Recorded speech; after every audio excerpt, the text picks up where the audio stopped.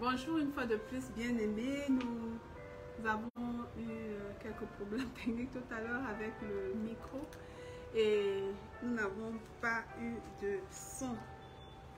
Donc nous allons devoir recommencer la lecture à partir du chapitre 4 du livre de Esther. Alors sans plus tarder, nous entamons la lecture. S'il vous plaît, si vous constatez qu'il n'y a pas de son, merci de nous le signaler. Esther chapitre 4, verset 1. Mardochée ayant appris tout ce qui se passait, déchira ses vêtements, s'enveloppa d'un sac et se couvrit de cendres. Puis il alla au milieu de la ville en poussant avec force des cris amers. 2. Et il se rendit jusqu'à la porte du roi dont l'entrée était interdite à toute personne revêtue d'un sac. 3. Dans chaque province, partout où arrivait l'ordre du roi et son édit, il y eut une grande désolation parmi les Juifs. Ils jeûnaient, pleuraient et se lamentaient, et beaucoup se couchaient sur le sac et la cendre. 4. Les servantes d'Esther et ses eunuques vinrent lui annoncer cela, et la reine fut très effrayée. Elle envoya des vêtements à Mardochée pour le couvrir et lui faire ôter son sac, mais il ne l'accepta pas. 5. Alors Esther appela Atak, l'un des eunuques que le roi avait placé auprès d'elle, et elle le chargea d'aller demander à Mardochée ce que c'était et d'où cela venait. 6. Atak se rendit vers Mardochée sur la place de la ville devant la porte du roi. 7. Et Mardochée lui raconta tout ce qui lui était arrivé et lui indiqua la somme d'argent qu'Aman avait promis de livrer au trésor du roi en retour du massacre des Juifs. 8. Il lui donna aussi une copie de l'édit publié dans Suse en vue de leur destruction, afin qu'il le montrât à Esther et lui fit tout connaître. Et il ordonna qu'Esther se rendît chez le roi pour lui demander grâce et l'implorer en faveur de son peuple.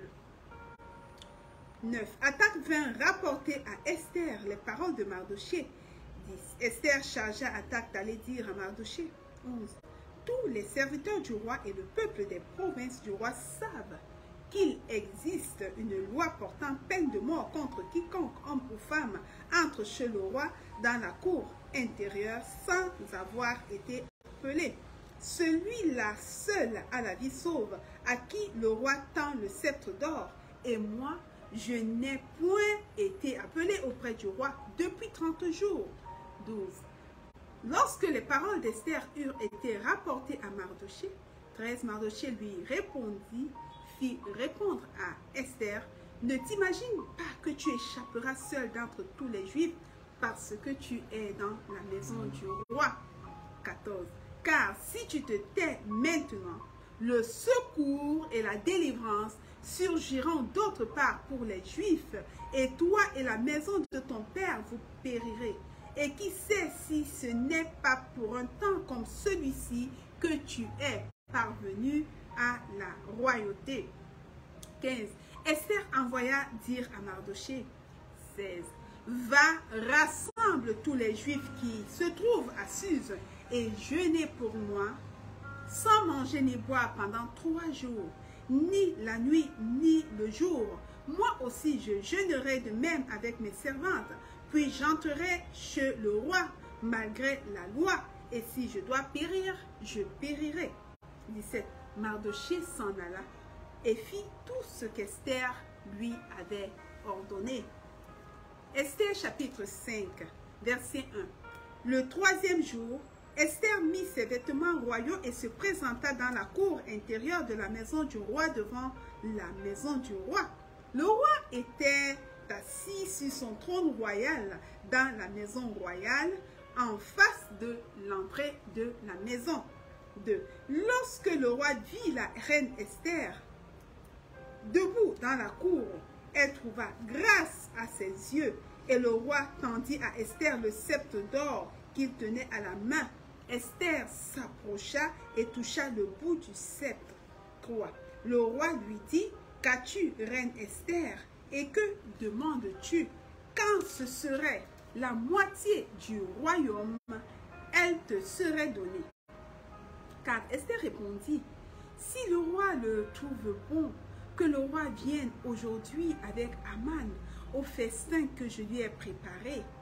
5. Et le roi dit, allez tout de suite chercher Aman comme le désire Esther. Le roi se rendit avec Aman au festin qu'avait préparé Esther. 6. Et pendant qu'on buvait le vin, le roi dit à Esther, quelle est ta demande? Elle te sera accordée. Que désires-tu?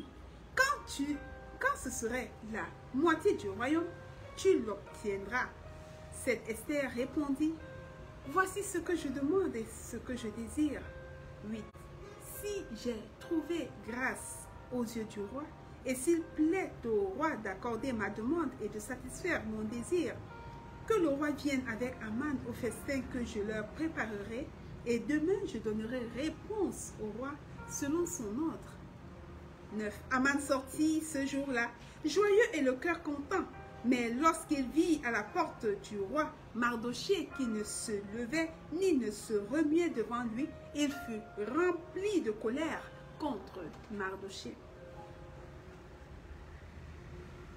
10. Il sut néanmoins se contenir, et il alla chez lui, puis il envoya chercher ses amis et Zeresh sa femme. 11. Aman leur parla de la magnificence de ses richesses, du nombre de ses fils, de tout ce qu'avait fait le roi pour l'élever en dignité et du rang qu'il lui avait donné au-dessus des chefs et des serviteurs du roi. 12. Et il ajouta, je suis même le seul que la reine Esther ait admis avec le roi au festin qu'elle a fait, et je suis encore invité pour demain chez elle avec le roi. 13. Mais tout cela n'est d'aucun prix pour moi, aussi longtemps que je ferai Mardochée, le juif, assis à la porte du roi. 14. Zeresh, sa femme, et tous ses amis lui dirent, qu'on prépare un bois haut de 50 coudées, et demain matin, demande au roi qu'on y pende Mardochée. Puis tu iras heureux, tu iras joyeux au festin avec le roi. Cet habit plut à Aman, et il fit préparer le bois. Esther chapitre 6, verset 1. Cette nuit-là, le roi ne put pas dormir, et il se fit apporter le livre des annales des chroniques. On les lut devant le roi. Et l'on trouva écrit ce que Mardochée avait révélé au sujet de Bigthan et de Teresh, les deux eunuques du roi, gardes du seuil, qui avaient voulu porter la main sur le roi Assuérus. 3. Le roi dit, quelle marque de distinction et d'honneur Mardochée a-t-il reçu pour cela? Il n'a rien reçu, répondirent ceux qui servaient le roi. 4. Alors le roi dit, qui est dans la cour? Aman était venu dans la cour extérieure de la maison du roi pour demander au roi de faire pendre Mardochée au bois qu'il avait préparé pour lui. 5. Les serviteurs du roi lui répondirent, c'est Aman qui se tient dans la cour. Et le roi dit, qu'il entre. 6. Aman entra et le roi lui dit, que faut-il faire pour un homme que le roi veut honorer? Aman se dit en lui-même, quel autre que moi le roi voudrait-il honorer? 7. Et Aman répondit au roi, pour un homme que le roi veut honorer, verset 8, il faut prendre le vêtement royal dont le roi se couvre, et le cheval que le roi monte, et sur la tête duquel se pose une couronne royale. 9.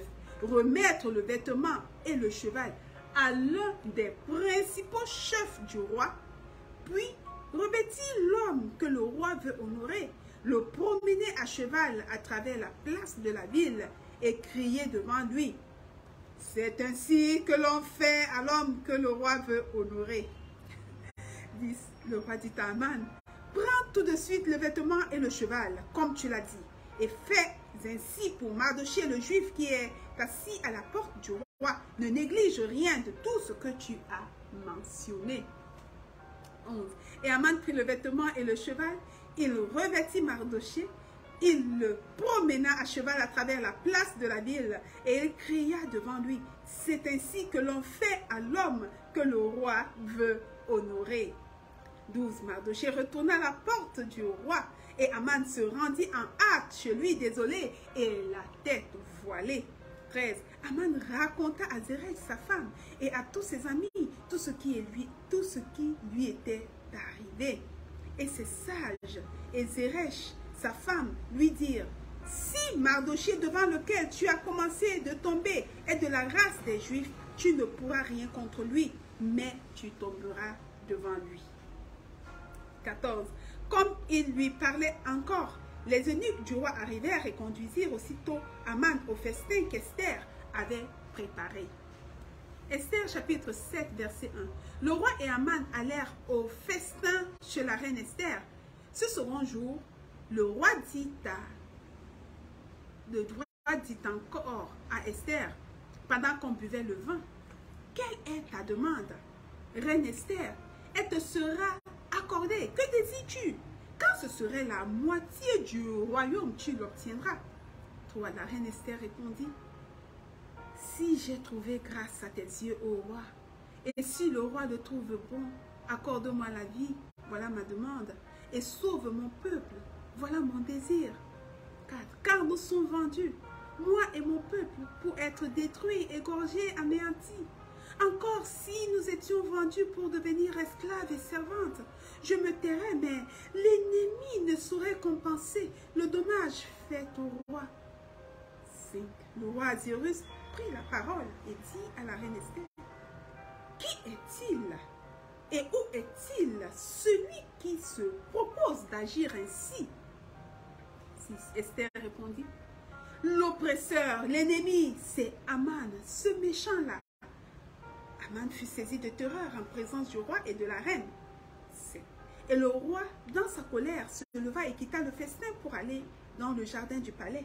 Aman resta pour demander grâce de la vie à la reine Esther, car il voyait bien que sa perte était arrêtée dans l'esprit du roi. 8. Lorsque le roi revint du jardin du palais dans la salle du festin, il vit Aman qui s'était précipité vers le lit sur lequel était Esther, et il dit: serait-ce encore pour faire violence à la reine chez moi, dans le palais? Dès que cette parole fut sortie de la bouche du roi, on voila le visage d'Aman. 9. Et Arbona, l'un des eunuques, dit en présence du roi: voici le bois préparé par Aman pour Mardochée, qui a parlé pour le bien du roi, est dressé dans la maison d'Aman à une hauteur de 50 coudées. Le roi dit qu'on y pende Aman. 10. Et l'on pendit Aman au bois qu'il avait préparé pour Mardochée, et la colère du roi s'apaisa. Esther chapitre 8 verset 1. En ce même jour, le roi Ahasuérus donna à la reine Esther la maison d'Aman, l'ennemi des Juifs, et Mardochée parut devant le roi, car Esther avait fait connaître la parenté qui l'unissait à elle. 2. Le roi ôta son anneau qu'il avait repris à Aman et le donna à Mardochée. Esther de son côté établit Mardochée sur la maison d'Aman. 3. Puis Esther parla de nouveau en présence du roi. Elle se jeta à ses pieds, elle pleura, elle supplia d'empêcher les effets de la méchanceté d'Aman, l'Agagite, et la réussite de ses projets contre les Juifs. 4. Le roi tendit le sceptre d'or à Esther, qui se releva et resta debout devant le roi. 5. Elle dit alors: si le roi le trouve bon, et si j'ai trouvé grâce devant lui, si la chose paraît convenable au roi, et si je suis agréable à ses yeux, qu'on écrive pour révoquer les lettres conçues par Aman, fils d'Amédatha, l'Agagite, et écrites par lui dans le but de faire périr les Juifs qui sont dans toutes les provinces du roi. 6. Car comment pourrais-je voir le malheur qui atteindrait mon peuple? Et comment pourrais-je voir la destruction de ma race? Verset 7. Le roi Ahasuérus dit à la reine Esther et au juif Mardochée: voici, j'ai donné à Esther la maison d'Aman, et il a été pendu au bois pour avoir étendu la main contre les Juifs. 8. Écrivez donc en faveur des Juifs comme il vous plaira, au nom du roi, et scellez avec l'anneau du roi, car une lettre écrite au nom du roi et scellée avec l'anneau du roi ne peut être révoquée. 9. Les secrétaires du roi furent appelés en ce temps, le 23e jour du 3e mois, qui est le mois de Sivan, et l'on écrivit suivant tout ce qui fut ordonné par Mardochée aux Juifs, aux satrapes, aux gouverneurs et aux chefs des 127 provinces situées de l'Inde à l'Éthiopie, à chaque province selon son écriture, à chaque peuple selon sa langue, et aux Juifs selon leur écriture et selon leur langue. 10. On écrivit au nom du roi Ahasuérus et l'on scella avec l'anneau du roi. On envoya les lettres par des courriers ayant pour monture des chevaux et des mulets nés de juments. 11. Par ces lettres, le roi donnait aux Juifs en quelques villes qu'ils fussent la permission de se rassembler et de défendre leur vie, de détruire, de tuer et de faire périr avec leurs petits-enfants et leurs femmes tous ceux de chaque peuple et de chaque province qui prendraient des armes pour les attaquer et de livrer leurs biens au pillage.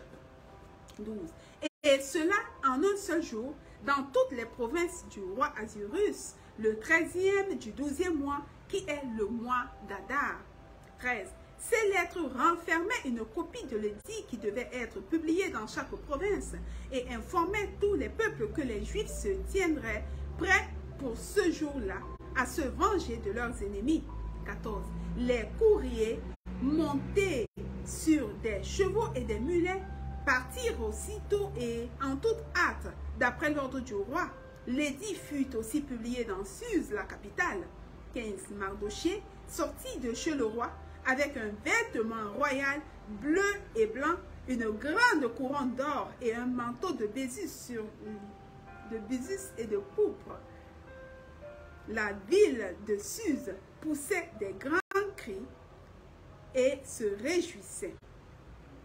Mardochée sortit de chez le roi avec un vêtement royal bleu et blanc, une grande couronne d'or et un manteau de Bézus et de pourpre.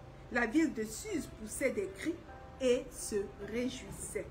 16. Il n'y avait pour les Juifs que bonheur et joie, allégresse et gloire. 17. Dans chaque province et dans chaque ville, partout où arrivait l'ordre du roi et son édit, il y eut parmi les Juifs de la joie et de l'allégresse, des festins et des fêtes. Et beaucoup de gens d'entre les peuples du pays se firent juifs, car la crainte des Juifs les avait saisis.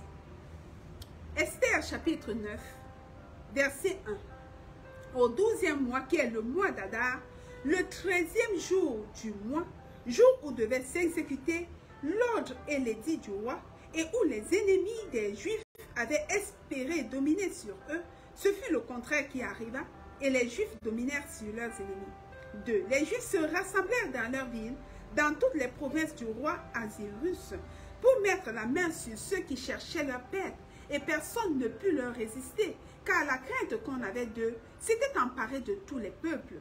3. Et tous les chefs de province, les satrapes, les gouverneurs, les fonctionnaires du roi, soutinrent les Juifs à cause de l'effroi que leur inspirait Mardochée. 4. Car Mardochée était puissant dans la maison du roi, et sa renommée se répandait dans toutes les provinces, parce qu'il devenait de plus en plus puissant. 5. Les Juifs frappèrent à coups d'épée tous leurs ennemis. Ils les tuèrent et les firent périr. Ils traitèrent comme il leur plut ceux qui leur étaient hostiles. 6. Dans Suse, la capitale, les Juifs tuèrent et firent périr 500 hommes. 7. Et ils égorgèrent par Shadata, Dalphon, Aspata, 8. Porata, Adalia, Aridata, 9. Par Mashta, Aridai et Vajezata. 10. Les 10 fils d'Aman, fils d'Amedata, l'ennemi des Juifs, mais ils ne mirent pas la main au pillage. 11. Ce jour-là, le nombre de ceux qui avaient été tués dans Suse, la capitale, parvint à la connaissance du roi. Verset 12. Et le roi dit à la reine Esther, les Juifs ont tué et fait périr dans Suse, la capitale, 500 hommes et les 10 fils d'Aman. Qu'auront-ils fait dans le reste des provinces du roi? Quelle est ta demande? Elle te sera accordée. Que désires-tu encore? Tu l'obtiendras. 13. Esther répondit, si le roi le trouve bon, qu'il soit permis aux Juifs qui sont à Suse d'agir encore demain, selon le décret d'aujourd'hui, et que l'on pende au bois les 10 fils d'Aman. Verset 14. Et le roi ordonna de faire ainsi. l'édit fut publié dans Suse, on pendit les 10 fils d'Aman. 15. Et les Juifs qui se trouvaient à Suse se rassemblèrent de nouveau le 14e jour du mois d'Adar et tuèrent dans Suse 300 hommes, mais ils ne mirent pas la main au pillage. 16. Les autres Juifs qui étaient dans les provinces du roi se rassemblèrent et défendirent leur vie. Ils se procurèrent du repos en se délivrant de leurs ennemis et ils tuèrent 75 000 de ceux qui leur étaient hostiles, mais ils ne mirent pas la main au pillage. Verset 17. Ces choses arrivèrent le 13e jour du mois d'Adar. Les Juifs se reposèrent le 14e et ils en firent un jour de festin et de joie. Verset 18. Ceux qui se trouvaient à Suse s'étant rassemblés le 13e jour et le 14e jour se reposèrent le 15e et ils en firent un jour de festin et de joie. 19. C'est pourquoi les Juifs de la campagne qui habitent des villes sans murailles font du 14e jour du mois d'Adar un jour de joie, de festin et de fête, où l'on s'envoie des portions les uns aux autres. Verset 20. Mardoché écrivit ces choses et il envoya des lettres à tous les Juifs qui étaient dans toutes les provinces du roi Ahasuérus, auprès et au loin. 21. Il leur prescrivait de célébrer chaque année le 14e jour et le 15e jour du mois d'Adar. 22. Comme les jours où ils avaient obtenu du repos en se délivrant de leurs ennemis, de célébrer le mois où leur tristesse avait été changée en joie et leur désolation en jour de fête, et de faire de ces jours des jours de festin et de joie où l'on s'envoie des portions les uns aux autres et où l'on distribue des dons aux indigents. 23. Les Juifs s'engagèrent à faire ce qu'ils avaient déjà commencé et ce que Mardoché leur écrivit.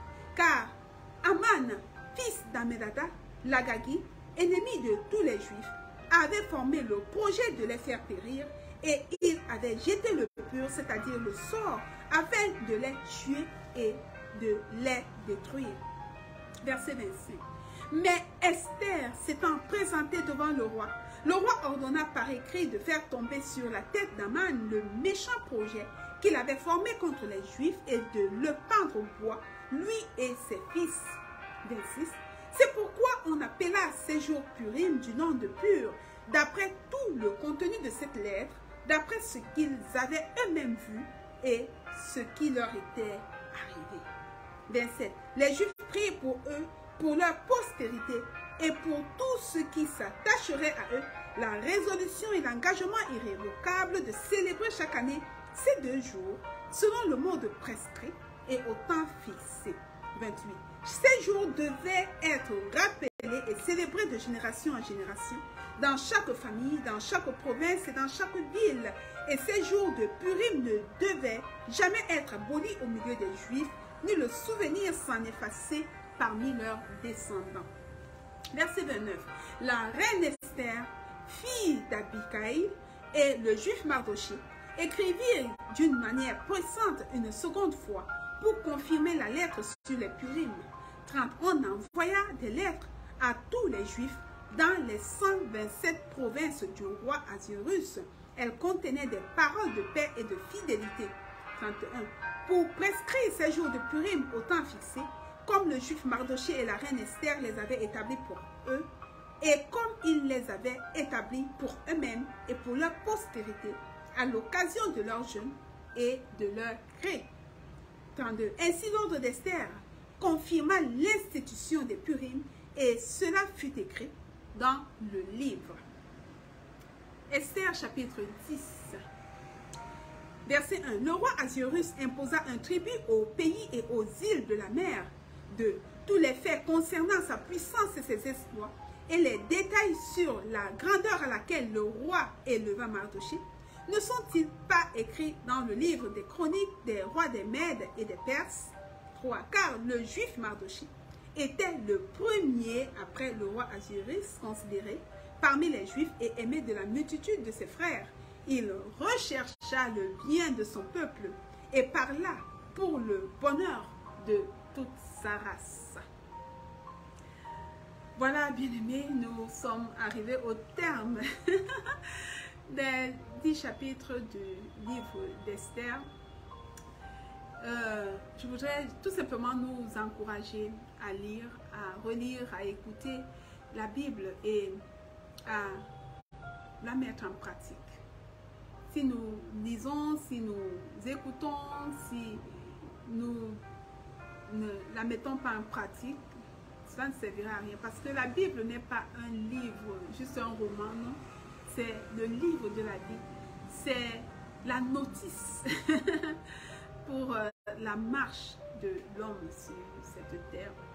Donc, sachons-le, la Bible est toujours à la mode. Hein? La Bible n'est pas passée de mode. Donc, si nous voulons réussir notre vie, nous avons besoin de nous attacher à la Bible parce que de nous connecter véritablement à la Bible, parce qu'elle est une lampe à nos pieds, une lumière sur notre sentier. Alors, je vous encourage à vous procurer une Bible. Dès aujourd'hui, pour ceux qui ne l'ont pas, ou bien pour ceux qui ont une Bible qui a déjà perdu peut-être quelques feuilles, ou bien qui est un peu défraîchie, et que vous voulez marquer un nouveau départ dans votre lecture de la Bible, je vous encourage vraiment à vous procurer une bonne et confortable Bible, une belle Bible. En tout cas, il y en a de tous les prix. Et nous pouvons vous accompagner dans le choix de votre traduction, d'une traduction, pour vous en faciliter la compréhension. Donc, il y a les Bibles en français courant, il y a les Bibles d'Abi, il y a les Bibles Louis II, il y a les Bibles Semeur, il y a les Bibles, il y a encore une autre version, là, Parole de vie. Oui, oui, il y a même la Bible Louis II 21, c'est-à-dire c'est avec les mots d'aujourd'hui, parce que les temps évoluent, les générations passent, je crois que les langues également évoluent, les cultures évoluent, mais le message reste authentique, le message reste le même, et c'est cela qui est important. Je voudrais également vous encourager à offrir ou bien à acheter des Bibles pour les tout petits. Je vais vous présenter quelques livres ici, quelques Bibles pour les tout petits. Ce petit livre parle de l'amour de Dieu. C'est le meilleur cadeau pour nos enfants, l'amour de Dieu. Et ici, vous allez trouver 70 histoires tellement intéressantes, tirées de la Bible, simples et faciles à lire. Et il y a également, vous y trouverez également des illustrations vives et coloriées qui vont donner vie à la Bible dans le cœur des tout petits. Je voulais vous présenter cette Bible pour enfants, My First Handy Bible. Vous voyez, vous pouvez la lire même à votre bébé, une maman qui veut déjà exposer, d'ailleurs, l'enfant doit être exposé dès le sein de sa mère. Mais quand il est déjà né, à partir, quand il est même en train de pleurer, ou bien quand vous voulez passer un temps de qualité avec votre fils et avec le Seigneur, vous pouvez lui lire cette Bible. Et vraiment, elle est assez résistante parce que ce ne sont pas des feuilles simples comme vous pouvez le constater ici. Là, celle-ci n'est pas scellée, je peux l'ouvrir. Vous voyez, c'est du carton. C'est vraiment solide pour les tout petits. Même en tirant dessus, les pages ne peuvent pas s'arracher facilement. Donc, elle est illustrée. Vous pouvez la lire à votre enfant, peut-être qu'il n'a pas encore appris à lire et qui ne parle même peut-être pas, mais il entend quand même. Et cela va lui donner déjà le goût de la lecture et va l'exposer à l'amour de Dieu, à la parole de Dieu. Donc, chers parents, c'est à vous de jouer. Vous avez également celle-ci de Carry Along Bible. Ce qui est intéressant ici, c'est que l'enfant, il y a ce cordon qui permet à l'enfant de tenir sa Bible en main comme cela et vraiment de comprendre qu'il est pris au sérieux. Donc, c'est également une Bible qui contient pour des enfants 23 histoires de la Bible qui sont redites, mais le message, le fond du message reste le même. Ces histoires sont redites dans le langage des enfants pour que ce soit plus facilement compréhensible. Donc, je vous vraiment conseille vraiment cette Bible pour les enfants. Pour ceux qui sont un peu plus grands, nous avons cette Bible pour enfants qui contient les histoires de l'Ancien et du Nouveau Testament. C'est